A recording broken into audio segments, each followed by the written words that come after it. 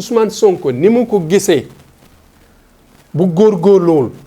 day chute bu metti te day gaañ.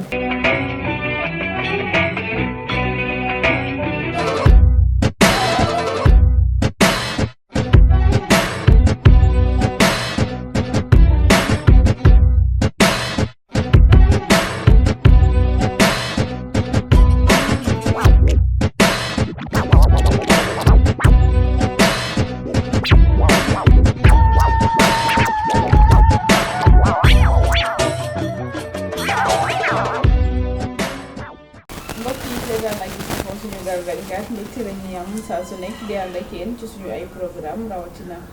émission bi di xalima bu ñëw ñu ciy ànd saa su nekk ak ay borom xam-xam fas yéene partagé ak ñoom xam-xam bi leen yàlla may di ci dimbali doomu aadama yi tey ci biir xalima bu ñëw dañoo dalal koo xam ne du fi gan di Thierno Amadou Lamine Gueye ñu gën ko xam ci le grand maître marabout d'Afrique dañu koy bàyyee kaskan bi bu nuyoo teg ñoom bu ko defee ñu mën a xuus ci biir jotaay bi Cheikh bi ñu ngi lay nuyu di la ziar. merci soxna Eva. aouzu bi kalimatillahi tammaati min sharri ma xalaqa bismillahi allazi la yadurru maa ismihi shay'un fi l-ardi wala fi s-samaa wa huwa s-samii'ul aliim wala hawla wala quwwata illa billahi al-aliyyil azim. ma di leen delloo ziar di leen jox seen wàccuwaay yéen ñëpp. Libaas maa ngi koy nuyu suñu caméraman bu jekk bi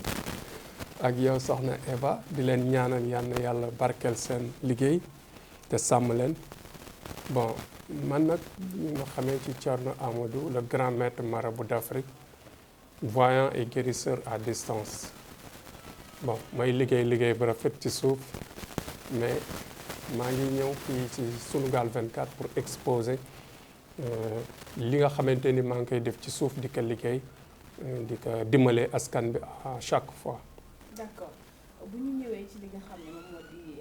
Thierno Amadou Lamine Gueye ñu dippee ko le grand maître marabout d'Afrique mu nekk voyant ak guérisseur à distance voyant ak guérisseur à distance bu bëgg naa nga tënkal ko lu tax loolu ak est-ce que yomb na. bon loolu nag lu ko waral. sama ay nit sax presque ñoo ma jox tur yooyu parce que dañu gis li may doxalee gis ni may jëflante ak ñoom ñu fonk ma nga xamante ni ñoom ñoo créé baat yi nga xamante ni noonu nañ may wooye parce que sama jaar-jaar dafa yéemu ci sama biir famille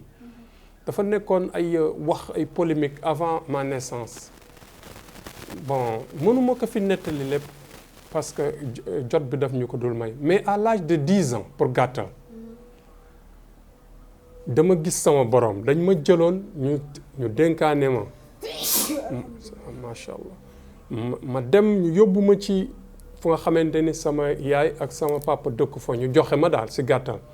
mais ma souffrir ma am jaar-jaar bu saf bu métti mais ci biir jaar-jaar bi daanaka feebar yi ma daan feebar kenn xamul woon lan la mais à l'âge de 10 ans ma gis sama borom mu ni ma Gueye dinaa mës a ñëw mais na nga muñ mais xamal ni yoon bi du yomb kon nag cela veut dire que xaqiqa la li si ëpp sama may xaqiqa la sama xam-xam xaqiqa la may wax muy nekk lu nekk dëgg damay wax muy nekk dëgg parce que waxew ma sama nafsu waxew ma si sama ay xel mais damay waxe par xabta damay am ay xaal di wax muy nekk dëgg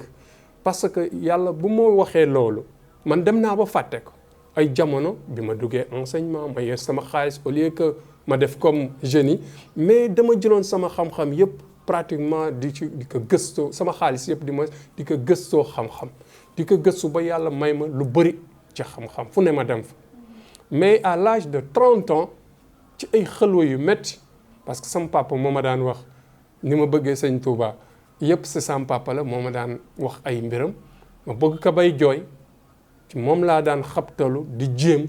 jéem ba yàlla may ma li ma may ci naafi la guddi tarbiyu ak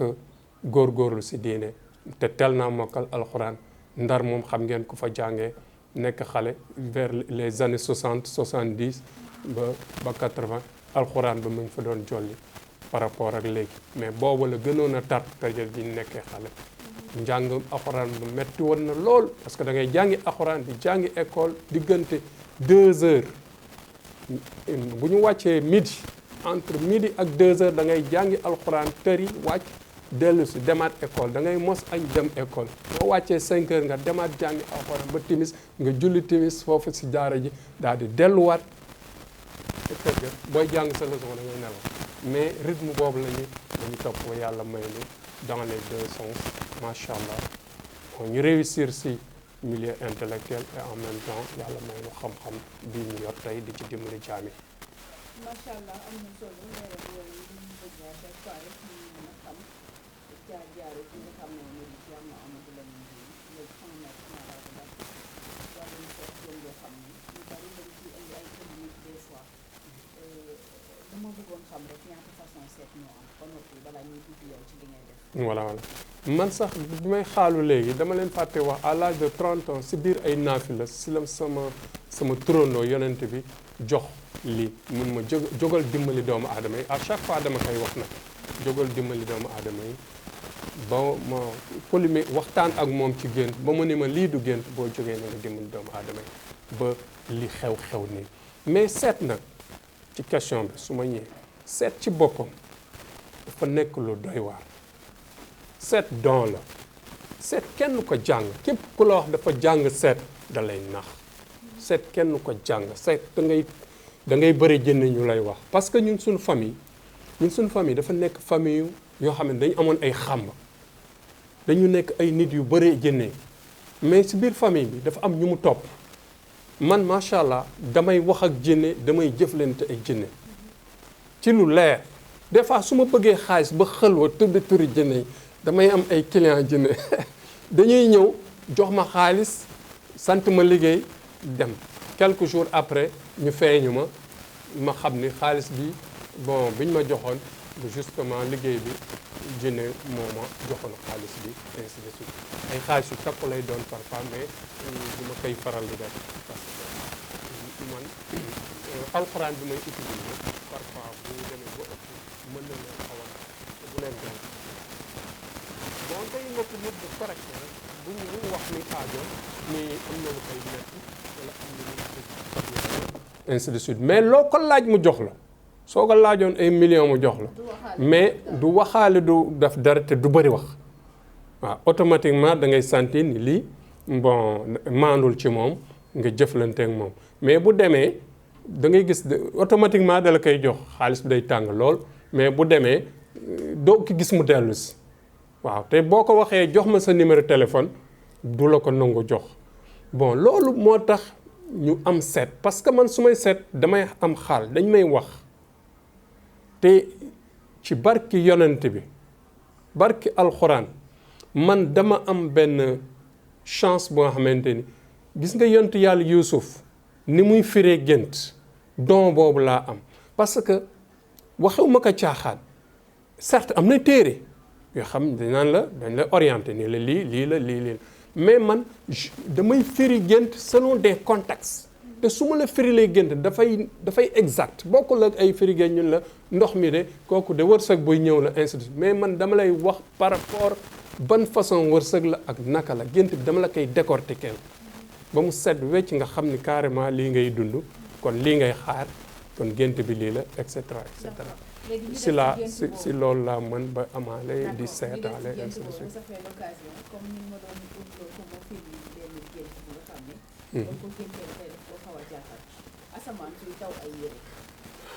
asamaan buy taw ay yére kooku moom boo ko xoolee boo laajee nit bi par exemple moom dafa rafle wala raflewul wala nga laaj ko ndax moom day jaay ay yére wala jaayul yére si contexte yooyu nga koy mën férile gént mais asamaan buy wàccee yére kooku sutura bu bëri la nit bi dafa am sutura buy wàcc moom. moom am na ci yére yi ba bu asamaan si bu mu tawee am na ci yére yi ba sol ci benn. kooku sutura la mooy sutura yàlla buy wàcc ci moom. képp ku ko bëggoon toroxal na xam ni jamono jooju képp ku jugoon pour toroxal ko du ko mën toroxal yàlla suturaal na ko ba kooku du nit moo ko suturaal. wax gént gi fii dañ fi toog pour faj aajo yi voilà doomu aadama yi keneen ki nga xam ne dafa gis benn weer ci kaw asamaan si lu mel ni doomu tubaab génn ci ñëw ne ko kaay wuyu yàlla. bon loolu moom mooy que soo ko gisee nga xamaale nit ki bu fekkee ni xam nga nit ki nga questionné ka li ci ëpp bu fekkee ni moom dafa mënut am doom wala nga xam day sëy xamal ni dana am doomu xéewal dana am doomu waliyu mais bu fekkee sëyagul jëkkër ju baax lay am jëkkër joo xamante ni yàlla moo ko koy dimbalee moo ko koy wërsëgale kilifa gu yéeme boo xamante ni sunu sëriñ lay doon ku baax daal borom leer lay doon moo tax man la seet ak firi gént ay contexte la faut faire très attention téere yi lu ñu lay waxee téere yi naan la téere yi lii dëgg la parce que ay signe la mais nag contexte bi nit bi dund voilà loolu la parce que nit bu handicapé nga mu gént di fay ci ndox bon xam nga rek bon mënoo ko wax ni que yow da ngay réussir si lii wala réussir c'est par rapport à son niveau de vie par rapport ak li muy yëngatu nga xam ni carrément loolu da cay am ndam voilà mais bokkul par exemple xam nga par exemple bu fekkoon dafa nekk élève mën nga wax rapidement yow examen bi nga jublu da ngay am ndam voilà surtout bu traversé waaw bu fekkee da nga bëggoon tukki da ngay dem bu fekkee moo tax man la par contexte la voilà ku jàngul école nga gis ko rek ñu firiloon kale muy fay jàll géej gi nga ni ko da ngay réussir examen nga ni ko yow da ngay réussir examen xam nga loolu yaa raté moo tax man leen il faut faire attention voilà c'est ça.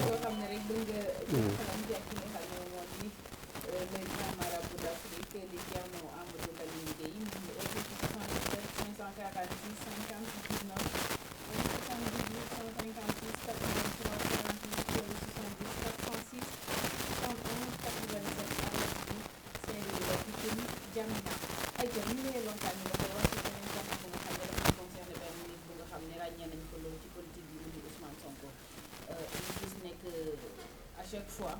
day am ay révélation yu muy def ci moom surtout jamono bi nga xamante ne nag coow yi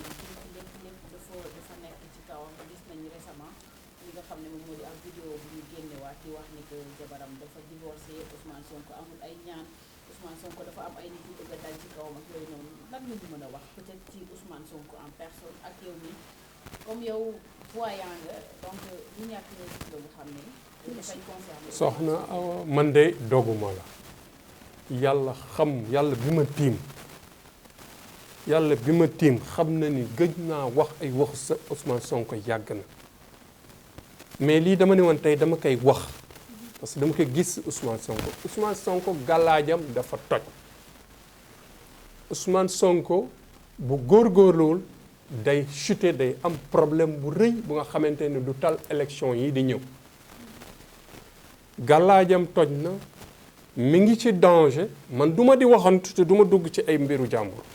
mais yàlla xam na ni yëguma woon lii nga may wax nii léegi laa ko yëg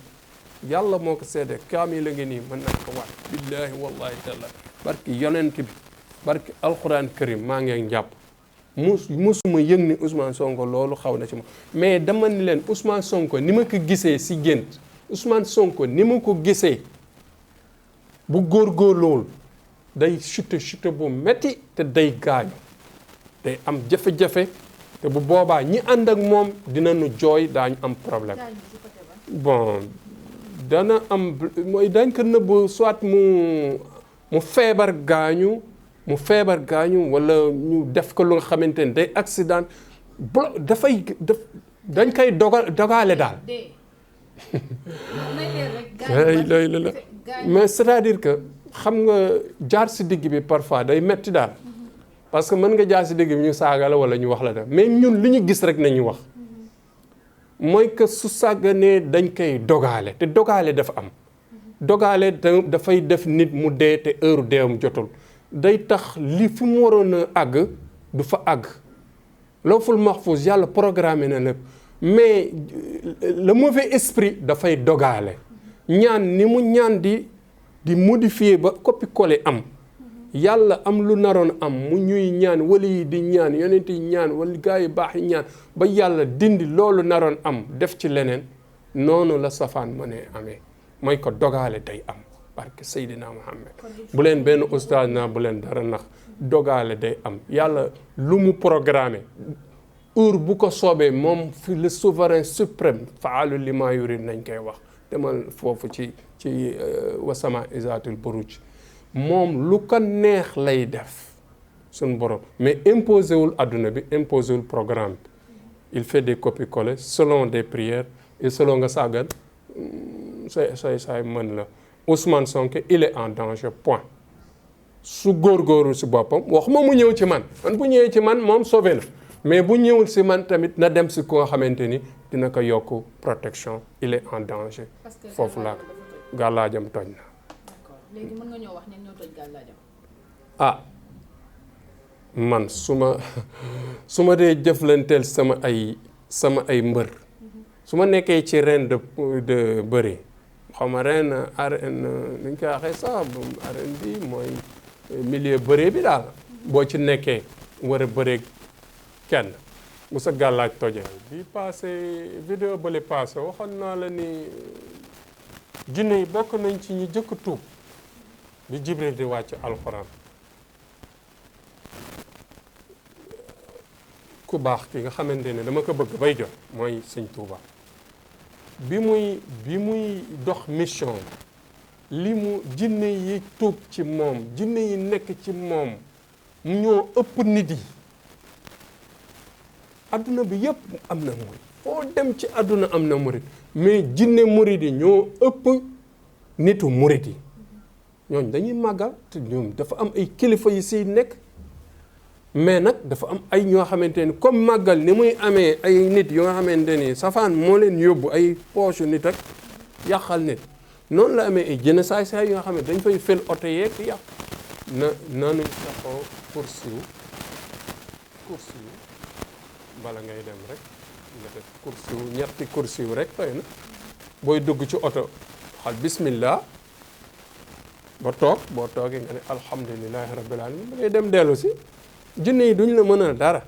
même chauffeur yi ñoo leen di nelawloo nit nag mën na def erreur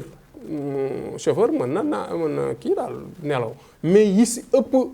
jinne yi ñoo leen di nelawloo wala jinne yi ñoo leen di fël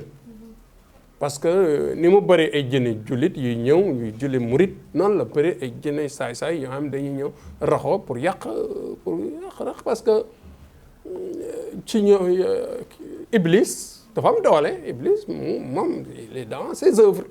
Iblis moo fi nekk te ñi mu gën a dugg mooy jinne yi parce que jinne ya ëpp te jinne ya gën a yoo gën a saay gën a gaaw moo tax pour mu def ay action am ci jinne rek lay gën a gaaw pour mu jaar boo ko santee dara ni ko yàqal ma diw moom rapidement mu naawal xel bi wala yooyu daal ci tënk mën nañoo jàpp ni kon accident yu bari yuy am surtout ci màggal gi nga xam ne sëriñ bi am na ay taalibe fu nekk voilà jinne ya yu bëri bu fekkee ni accident yi am na 90% yëpp jinne la man maa la ko wax man Guèye te xanaa di wax rek sénégalais yi nañu saxoo ñaan astaghfirullah 313 toujours ma wax je le répète 313 naka sénégalais yi di safoo tey julli ci yonente bi lu bëri lu ñu yóotu daañ ko jot te seen xol dina làpp te kenn mënu leen tere dugg àjjana loolu kay yomb na jaru ngay wuti ay tur yàlla yi nga xamante ni da ngay dem fekk dafa am lu mu laaj sellaay bu mu laaj wala yenn yu mu laaj nga dugg ci lu muy gaan parce que yàlla dafa am doole yàlla boo xasee ba kii ba dugg ci vitesse am boo jaaree foo warul jaar foo am xoosu dalay dagg waaw dalay gaañ moo tax nee na bu woyof bi rek julli si yonent bi ci ponkal mi rek mu jàllale la moom kii la am passeport diplomatique day jàll moom bon gars yi ñi fi jaar ñoom sëñ Tuuba xaaj maay ñëpp ci moom nañ jaar ba am li ñu am yal nañu yàlla may ci barke